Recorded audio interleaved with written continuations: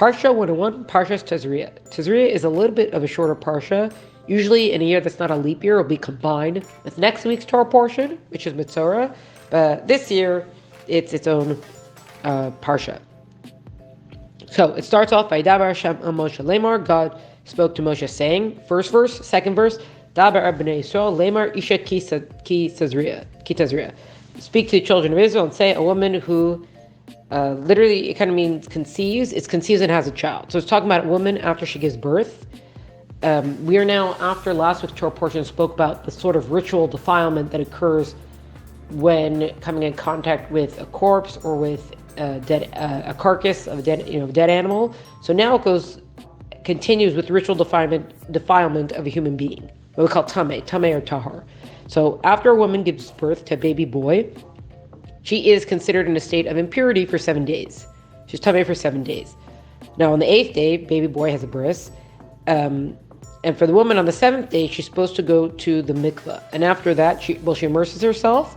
And then after that, there's a 30-day waiting period, which is kind of it's called like the woman's kind of in a transitional state, wherein, so for example, if this would be in the times of the Beis Hamikdash, she'd have to wait a full 40 days until she was considered fully pure, fully tahar. And at that point, she could go into the Beis Hamikdash or into the Mishkan or eat food from meat from a sacrifice, bread from a sacrifice. So while she's in the transitional state, she can't do that. Today, there's still a lot of these laws still apply. They look a little bit, the way they're applied is a little bit different, but there are different rules, there are different laws like this. That's still today. Now, if a woman has a baby girl, she is tameh, she is impure for 2 weeks. And when she's in the transitional stage, so after she immerses herself, she goes to mikveh, and then she's in the transitional stage for 66 days. So it's double the amount of a boy. And then she's considered fully pure on the 80th day.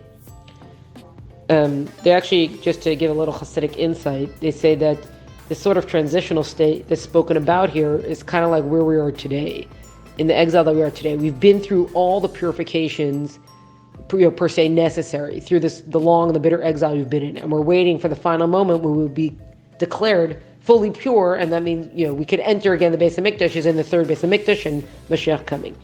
Now, so back to the woman who gave birth. So on either the 41st day, if it's the baby boy, or on the 81st day, if it's a baby girl, she is supposed to bring a karban. Well, two. She's supposed to bring a sheep in its first year, and that's going to be an olah offering, and then she brings either a turtle dove or a pigeon, a young turtle dove or pigeon as a chatas, a sin offering. And she brings these to the Kohen, and he's going to offer them up for her. Now you say, why is it a sin offering? So again, some commentary says that it's part of the atonement for Chava, right, going all the way back to the Garden of Eden, and part of the punishment for what was done then was the pain of childbirth. So that's why it's all part of kind of paying it off, sort of bringing this karban to rectify what led to the pain of childbirth. Now, if a woman can't afford a sheep for the olah offering, the scent offering, then she can bring another pigeon or a turtle dove. So it's either going to be a sheep and a pigeon / turtle dove, or 2 pigeons / turtle dove, and 1 for each. The sin offering goes first, and then the olah offering. Now, that's the first few verses of this Torah portion. After this, it switches over to talking about Tzara'as. Tzara'as they usually translate as leprosy, but it's not exactly that, because Tzara'as was a spiritual disease that occurred during this time and during the times of the Beis Hamikdash. It's not something that occurs today. So even if certain descriptions might seem, I've seen that before, Tzara'as is not something that exists today. We're not in the spiritual state of what they were in then, that it doesn't occur. Usually it occurs for the sin of gossip or slander or haughtiness. That's usually what caused it, and it was entirely spiritual that would kind of break out on the person. So the translation we're going to use here is not, we'll call it Tzara'as, or it usually calls it like a lesion or something like that. And there's no physiological cause for it. It's not a natural disease. Again, it's a very specific. It's a holy disease, I guess, if you could call it that. It's something that's purely caused by this sort of breach in a holy behavior. So again, which is the gossip, the slander, the haughtiness. So now Hashem tells Moshe, speak to Aaron. Why Aaron? Because this was going to be under the purview of the priests. If a lesion broke out on a person, and wait a second, what is this? The only person who could declare them either tameh or tahar, pure or impure, was a Kohen, was a priest. Even if, for whatever reason, the Kohen doesn't exactly know, and there's like an expert standing nearby, the expert relays to the Kohen, who then has to make the declaration. Now, if a person sees something and they're worried about it, until they actually reach a Kohen to be able to give, a diagnosis, they're not in any state. They're not officially impure at that state. It's only once the Kohen looks, goes through the process, has to see, and then, now declares that this is either Tzara'as or not. And it's very specifically the Kohen, because as a general idea, the Kohanim, and we see this from Aaron, who they come from, the father, I guess you could say, of all Kohanim, is that they represent a service of love. And it takes someone who represents this great service of love to look and, according to the laws of the Torah, try to figure out, do I really have to call this Tzara'as or not? It's just something that's considered under their purview, that they're going to make the right call, and only call it Tzara'as if it is absolutely necessary to call it Tzara'as. Not God forbid, not breaking or bending any rules of the Torah, but someone who will have the right kind of approach to it. And that's someone whose service represents a service of love. So, what is something that's considered Tzara'as? So there's 4, it's a white lesion. It's like they call it like a dermal lesion that could be on the skin. And it's 4 different whitenesses. Okay, so it could be something it could be shiny white like snow. It could be an area that's next to it, that kind of like it, and it takes on a lime color, not a lime like a fruit, but like lime, like limestone, or lime that they use to treat. They use lime to treat trees and stuff like that. So very bright white also, and then or it could be like a raised spot, and that would be like a dull kind of white, like a very clean wool, has a certain kind of white to it. Or if it's like an area next to it, and it could have, they call it like an egg membrane kind of color. So that'd be the white of like the membrane of an egg. So it's also kind of like a duller white, not like snow or lime.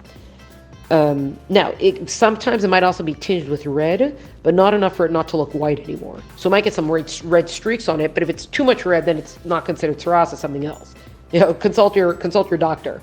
But if it's only tinged with some red, it could still fall within the Tzara'as. And usually it's going to be in an area, like it's kind of like a square size, about the area of either 154 millimeters squared or 0.24 inches squared. So it's a small area, but if all of a sudden this occurs, if somewhere on the skin this white spot occurs, and it seems like it's following any of these, Tzara'as things, a very bright red thing, then a person becomes concerned. They got to go to Kohen and say, hey, what's going on here? Now, the Kohen's going to examine it. Now, if there's all these things, and we'll go through the details of it here, and then it goes through different places where the Tzara'as can occur, not just on skin, and it kind of all follows the same format. So that's what we'll detail here right now. So if there's 2 dark hairs in that area that turned white, okay, this is Tzara'as. Now, if we're watching the area and nothing specific has happened, then the person has to be quarantined for 7 days, and the Kohen's not allowed to see them until the 7th day. And then he has to look, did it spread? Did 2 dark hairs turn white? Is there some sort of healthy skin that's kind of appearing within this the white area? Or did it stay white or anything like that? So if nothing happened, then they might have to quarantine for another 7 days, right? At that point, if it's not smaller or darker, there's no white hairs, then they got to go, the person has to go to the mikveh, the clothes have to be immersed, and they are considered tahar. This is called the mispachas now, it's not Tzara'as. If, however, it spreads or anything like that happens, any of the 4 things listed here, the dark hairs turn white, like that, now it's Tzara'as, and we'll see it in a minute what has to happen. Now, if at one point they say, oh, look, and nothing happened, so okay, now you're pure, and the person goes home and they're living their life, then all of a sudden they come back, they're like, it was pure, but now it's spread again. Okay, well, now it's Tzara'as. It actually says that it talks about if it's spreading, but if it somehow breaks out all over a person's body, then it's not considered Tzara'as, it's just consult your local doctor. Okay, so now it's going to go through something. Where else can Tzara'as appear? So this spiritual disease, where else can it appear? So it could appear if something's healing from an inflammation. Okay, so there might be an area of localized healing and a white spot occurs. Okay, specifically not scar tissue, not that it's fully healed, but while something is healing, wait a second, what is this white area coming up here? This doesn't look right. So you got to go Kohen. And again, we're going to go through the process of this is Tzara'as, or you got to quarantine, and then we decide if it's Tzara'as or not. This could happen in an area like from a burn area. So it was burned, it could, and it's starting to heal, it could be the same thing. There's rules about if Tzara'as appears on the head, and it's specifically in an area that's usually covered by hair, because it's not the same thing as just appearing on the skin. We already said that. So, or like an area, for a man where his beard would be. So specifically for the head, it's if two hairs turn like a pale gold color, and if they're shorter than the regular hair, and if they appear a pale gold color. This is called netek, okay? And now the person is tameh. Or, do we suspect that or whatever, then you might have the whole quarantine option. Now, if there's a quarantine option, they have to shave around the area. They have to just give like a little bit of space and then shave around the area, because that way, okay, we have to concentrate the area, now we can watch it. This entire Parsha, well, most of the Parsha goes through the listing of this spiritual disease that could occur, which, two parts. You can think about then how serious slander, gossip, haughtiness are, that there would be the spiritual disease that occurs, but also part of why this would occur is the spiritual state that they were in, that there would be this direct kind of correlation is for the person to rectify it, right? We're not talking about, God forbid, capital punishment. We're saying there's something that has occurred, and it's time for a person to examine their actions, right? And to try to become better. Now, there's also if something happens because of a lack of skin pigmentation, right? So there's a bunch of white spots on their skin. So if there's also dark spots there, then it's tar. But if there's only the white spots, okay, now we got to check it out, right? There's a whole thing that if a person has an unnatural baldness, okay, so if hair on the back of their head, like only the back of their head falls out. So what happens if a white lesion appears? Well, so the same rules of Tzara'as on the skin. And what if there's like an unnatural baldness on the front of the hair, right? So the front of the head, and it's kind of like in the temple area, so if the hair falls out, okay, so it's the same thing. We treat this as a skin lesion, a dermal lesion right now. So what's the deal? Now, what actually happens? Person, okay, the Kohen looks, this, that, whatever, okay, it's actually tameh, it's Tzara'as. What happens? So the person has to tear their garments, they have to grow out their hair, and they have to cover their face all the way up to the upper lip. And when they walk out, they're going to call it that tameh, that they have to declare that they are impure, and other people have to stay away from them. And they are impure, they are tameh as long as the lesion is there, right? Until it clears up, basically.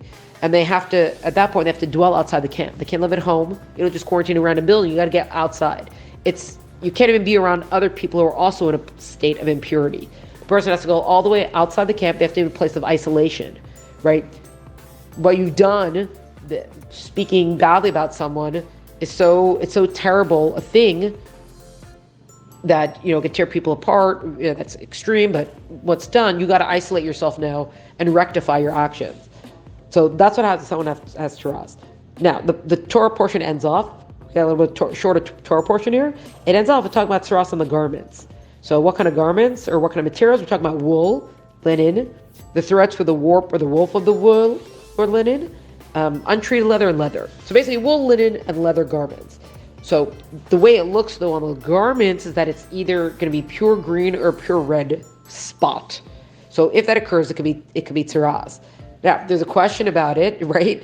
The article is going to be quarantined. The article itself becomes quarantined for 7 days, and if then it's spread, it's considered Tzara'as, and the article has to be burned. You got to get rid of whatever article has it. If there's no spread, then you got to wash out the area, try to wash off the green, try to wash off the red, and then let's see what happens. We're going to quarantine again, then we have to see what happens. So if there's no color change, it doesn't spread, whatever, okay, then it can be impure, and we got to burn it, right? But let's say the color changes. Maybe it becomes a lighter red or a lighter green. Well, you got to rip out the area of the coloring, and you just got to burn that part. So if it's like a leather patch on a garment, that's where it is, you'd have to rip it off, or you could cut it out. If it does reappear after that, the whole article has to be burned.